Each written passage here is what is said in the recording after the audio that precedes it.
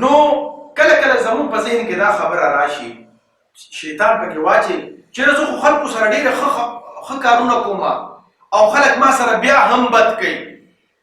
نو دا داسې نه ده. د ساینس یو اصول دی، خو چې موږ او تاسو په نغري باندې اوبه کیږو نو هغه اوبه به یکدم ګرمې شي او وخوټ کېږي؟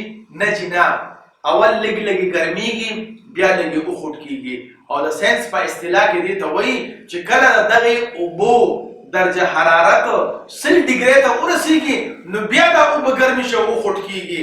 نو د دې نه دا ثابته شوله که چېرې موږ د خپل پښتون رور ځان سره مینه پیدا کول غواړو او محبت پیدا کول غواړو نو 100 پیرې نه زیات هغه سره ښه کوو نو هله به چې کوم دی د هغه زړه نرمېږي او زموږ سره به مینه او محبت پیدا کېږي. دا نه چې یو دوه ځله ورسره ښه وکړه او بیا په دې تمه کښېنه چې اوس به ما سره هغه ښه کوي.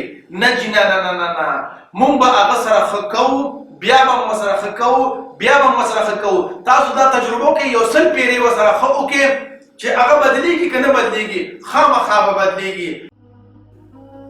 د خدای دپاره پښتنو سانونه وپېژنئ، ستاسو دپاره خو به ځان له پیغمبر نه راځي.